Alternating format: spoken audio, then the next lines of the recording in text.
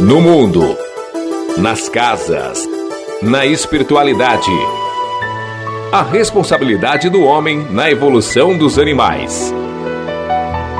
No ar, pela Web Rádio Meimei. Animais, nossos irmãos.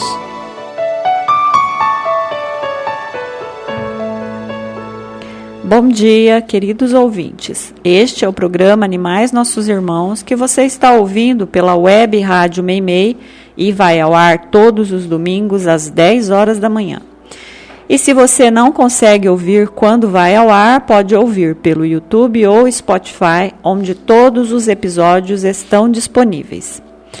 No programa de hoje, a visão espírita de Mowgli, o menino lobo. E o que nos torna humanos?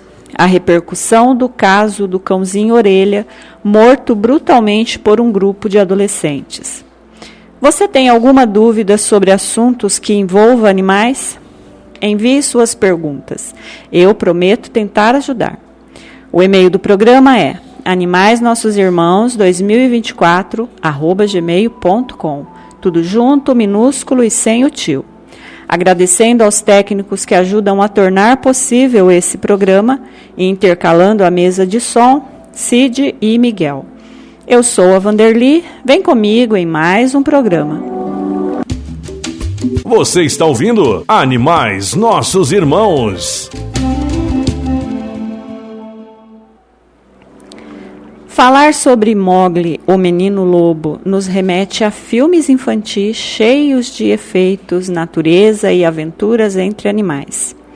Mas a história, caso fosse real, nada teria do romantismo que a série inspira.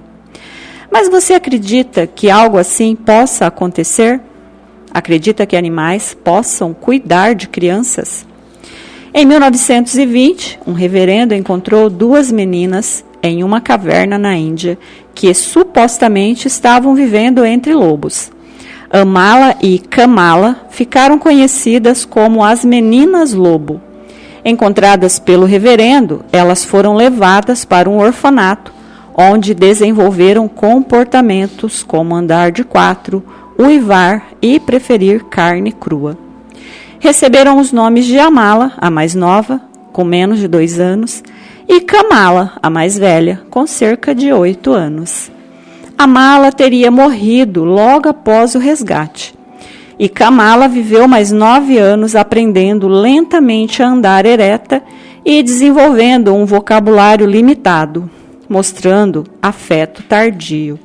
Ainda há debates se essa história foi real ou se apenas uma farsa do reverendo. Mas essa história está longe de ser a única. Na Ucrânia, uma menina teria sido criada por cães. Desenvolveu hábitos caninos, latindo e agindo como um animal, sendo difícil para ela aprender a falar. No Peru, o menino foi descoberto nas montanhas, andava de 4 com cabras, bebia leite e comia raízes, vivendo de forma quase selvagem por anos. Em Fiji, um menino foi encontrado cacarejando e bicando comida como uma galinha, após ser mantido com elas pelos pais. Ainda hoje há debate sobre a veracidade desses casos, mas relatos semelhantes chegam de várias partes do mundo. O que nos torna humanos? Nossa evolução ou o meio em que vivemos? Sabemos que para adentrar a humanidade, um animal precisa estagiar por milênios entre humanos, dentro das casas, sendo domesticados. Mas o que acontece para que um espírito precise regredir dessa forma? E esse assunto que eu abordei é para responder ao próximo quadro.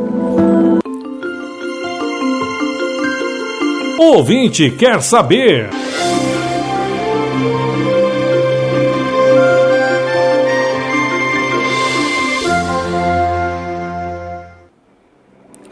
E dando sequência ao assunto anterior, a amiga ouvinte quer saber. Dias atrás, eu esbarrei em uma matéria que falava sobre uma criança que foi criada por onças. Qual a explicação espiritual para isso? Esse espírito ainda era selvagem e não estava pronto para adentrar a humanidade? Olá, amigo ouvinte. Muito obrigada pela pergunta tão interessante que deu margem para tanto assunto. Eu não creio que o fluxo evolutivo se engane e coloque seres selvagens que ainda não estão prontos para a humanidade entre os homens. Todos os seres, por mais selvagens que sejam, estão no lugar certo para a sua evolução. Mas por que uma criança seria forçada a viver anos entre animais selvagens? Parece realmente que houve um erro, se acreditarmos que Deus e suas leis estão sujeitos a isso. Como eu vejo? Vejo como aprendizado e expiação. Nós que estudamos bastante sabemos que alguns espíritos muito culpados escolhem ou aceitam passar por situações que amenizem suas culpas e os façam aprender. No caso de uma criança ser criada por animais, o que pode nos mostrar? Alguém que foi cruel com animais, que caçou por esporte, que desrespeitou a natureza, que fez atrocidades e que precisa rever na prática os seus atos. Infelizmente, não existe outra forma de aprender que não seja essa. Nós sabemos que a teoria nos ilumina a mente, mas é a prática que nos capacita o espírito. Pesquisando, eu encontrei no Livro dos Espíritos, na pergunta 273, uma resposta que pode ser aplicada ao caso em questão. Vamos a ela. Será possível que um homem de raça civilizada reencarne, por expiação, numa raça de selvagens? E olha a resposta. Sim, mas depende do gênero da expiação.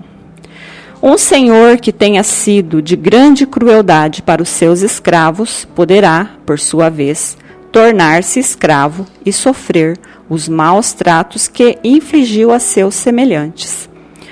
Um que em certa época exerceu o mando pode, em nova existência, ter que obedecer aos que se curvaram ante a sua vontade. Ser-lhe-á isso uma expiação que Deus lhe imponha, se ele abusou do seu poder. Também um bom espírito pode querer encarnar no seio daquelas raças, ocupando posição influente para fazê-las progredir. Em tal caso, desempenha uma missão. Esse trecho do Livro dos Espíritos, apesar de não citar animais, pode ser aplicado ao tema do nosso assunto. Que mesmo a criança, já tendo nascido entre os civilizados, precisou passar pela terrível situação de ser levada dos seus familiares por animais, ou ter sido adotada por animais ao se ver sozinha no meio selvagem. A história de Amala e Kamala, que conto logo no início, é usada dentro da ciência para discutir o que nos torna humanos, mostrando como a falta de interação social e afeto nos primeiros anos de vida pode ter consequências profundas no desenvolvimento, destacando a necessidade de um ambiente social e emocional para o crescimento pleno. Mas temos que ter em mente que não existem vítimas, que tudo o que nos chega estava, de alguma forma, e dentro das leis perfeitas do Criador, programado para chegar. Espero ter respondido sua pergunta e continue perguntando. Foi notícia! Foi notícia!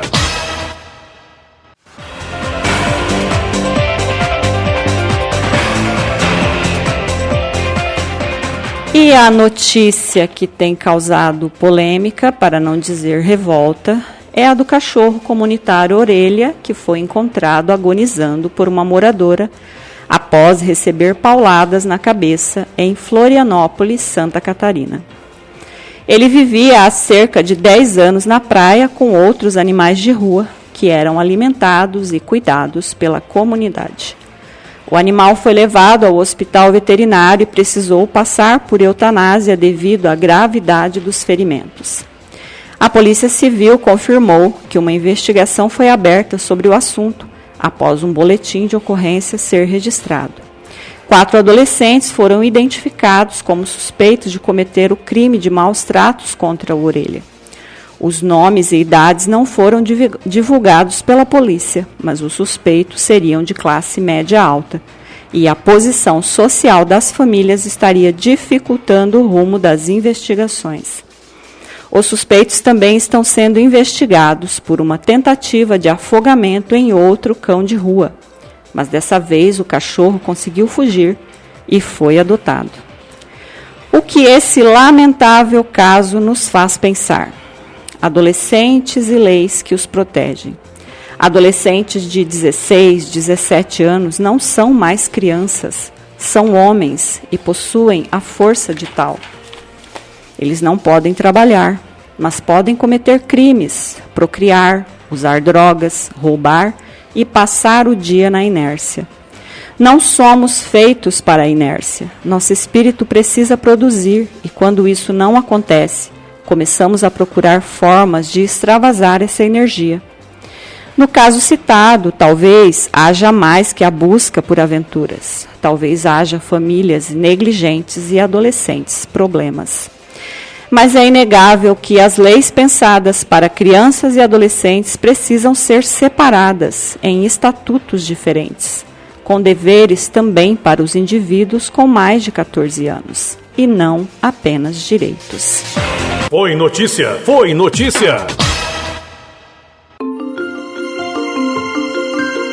O ouvinte quer saber.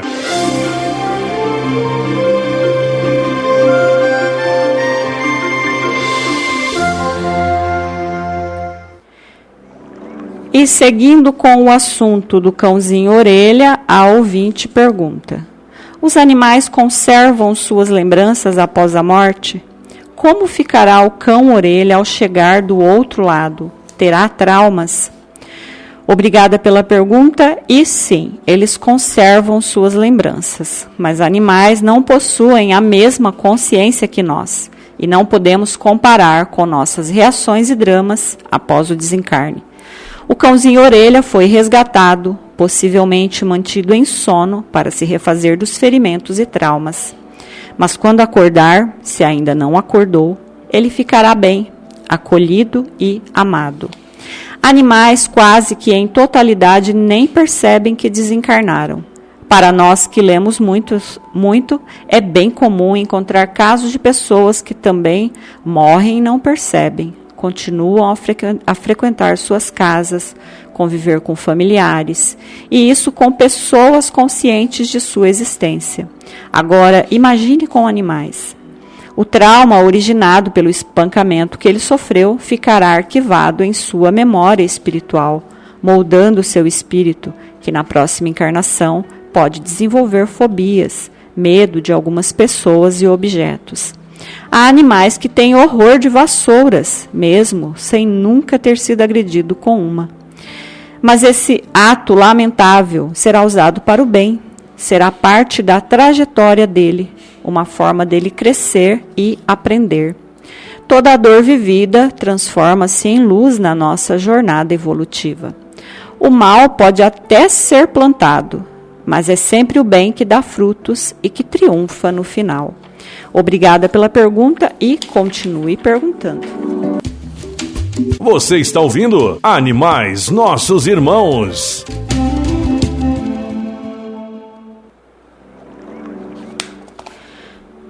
Não tem como não se emocionar com esse caso atroz do cão orelha.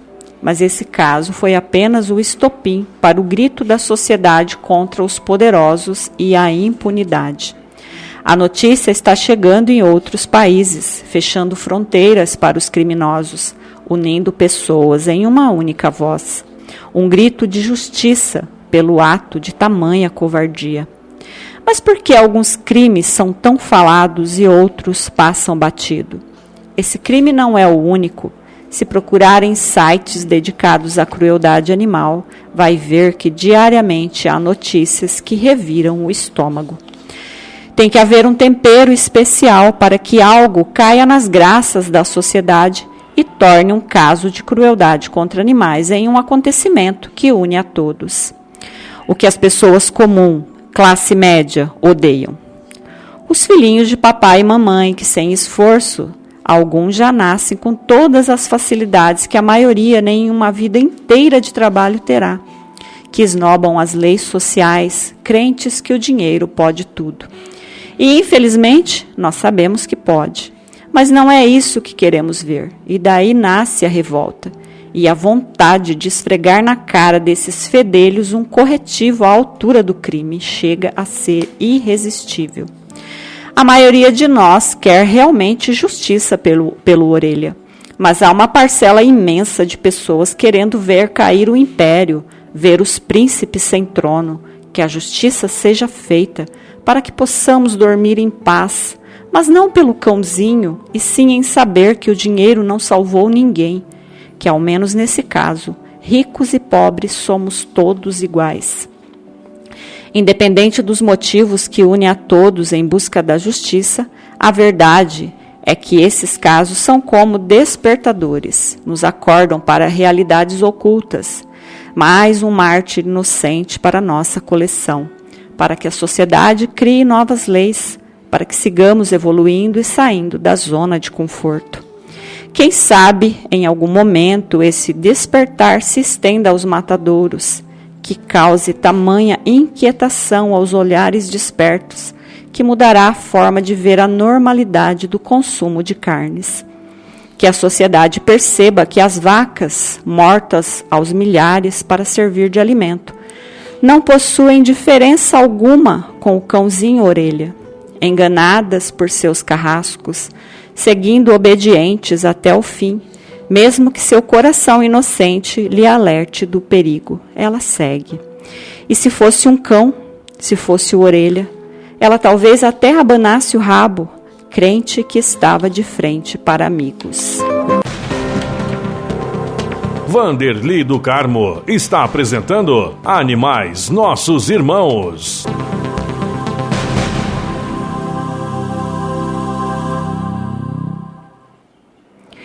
Se você tem mais de 40 anos, já deve ter visto aqueles fotógrafos que iam de casa em casa puxando um burrinho para tirar fotos. Era comum, e você até deve ter alguma foto dessas, montado ou ao lado do burrinho. Alguns usavam pôneis, mas a maioria era burrinho. Saía mais barato. Afinal, pôneis são animais considerados caros.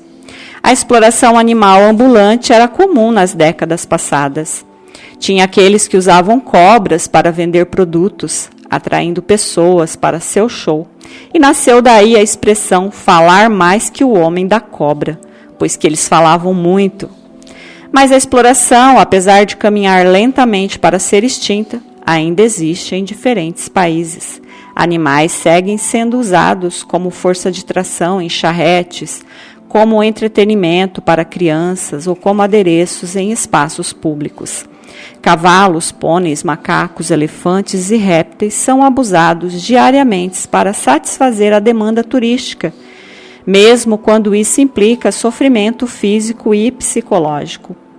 Um vídeo que circula nas redes sociais mostra um pequeno pônei que aparece imóvel em um espaço público cercado por turistas. Ele é explorado para fotos e pequenos passeios em troca de algumas moedas. A cena chama atenção pela completa ausência de reação do pônei, que permanece parado por longos períodos. A imobilidade não indica tranquilidade.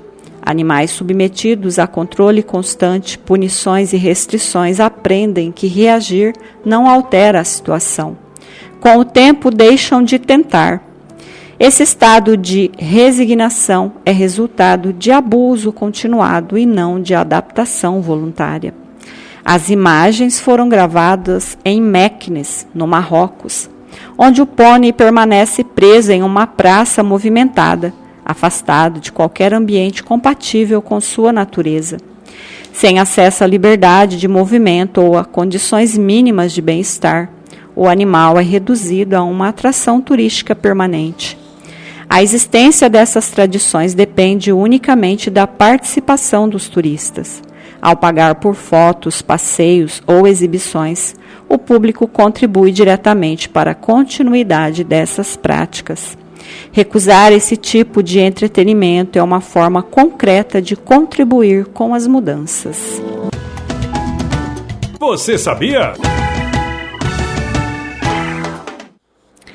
E já que ficamos com a imagem do pônei triste de Marrocos na cabeça, você sabia que pôneis não são filhotes de cavalos? A palavra pônei deriva do francês poulenet, ou seja, potro ou cavalo jovem. O significado moderno da palavra, no entanto, é diferente, já que se trata de um cavalo com aparência miniaturizada, mesmo depois de adulto. Pôneis são cavalos pequenos e não filhotes, como alguns pensam. Esses pequenos animais foram domesticados e criados para diversas finalidades, desde condução, transporte de mercadorias, montaria de criança e até mesmo para apresentações artísticas. Conhecidos pela resistência, docilidade, inteligência e vida longa, muitos vivem mais de 30 anos. Eles são ótimos para crianças devido ao tamanho e andamento suave e podem ter temperamento teimoso por avaliarem o ambiente, adaptando-se a climas extremos e com pelagem densa no inverno, podendo ser usado até para trabalhar em minas e na ecoterapia. O caráter desse animal não é só inteligente e dócil, mas também é mais carinhoso e amigável do que os cavalos em geral. Muitas crianças têm seu primeiro contato com a natureza em fazenda de pôneis. De acordo com especialistas, a relação entre os pôneis e crianças é saudável e segura, desde que supervisionada. E quem nunca sonhou em ter um pônei? Sem dúvida alguma, eles são animais incríveis.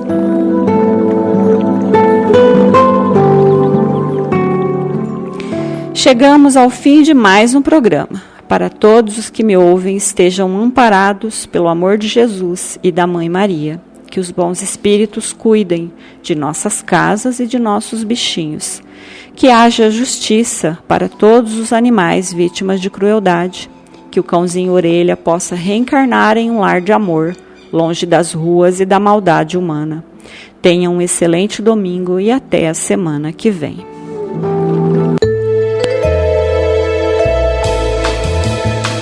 Você ouviu Animais Nossos Irmãos. Animais também são espíritos. São elos da nossa jornada evolutiva. Eles são os nossos irmãos.